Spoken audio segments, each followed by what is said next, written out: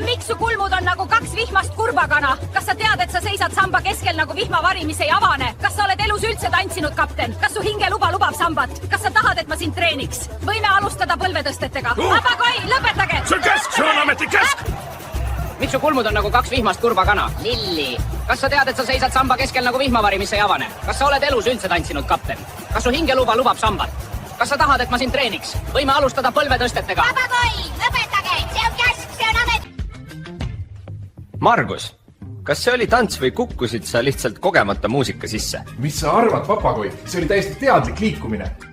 Nägi rohkem välja nagu kukkumine. Okei, vaata siis seda.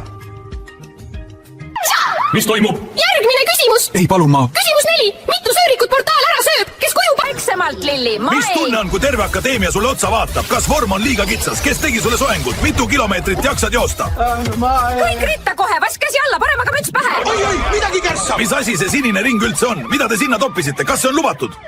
Mis on teie lemmikmenetlusalane paragrahv? Kiirelt! 8. Miks see kuju mind niimoodi vahib? Ja miks on siin nii palav? Tegevus lõpetada! Kõik rivi! Hinge tõuseb, kapten, rünnakoormus on üle 10. Oi, portaal läheb lühisesse! Katkestan!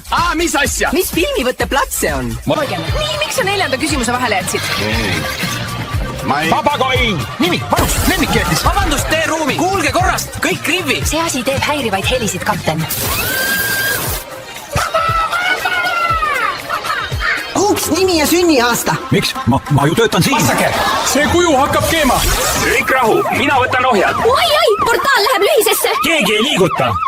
Mis toimub? Järgmine küsimus! Ei, palun ma. Küsimus 4. Mitu söörikut portaal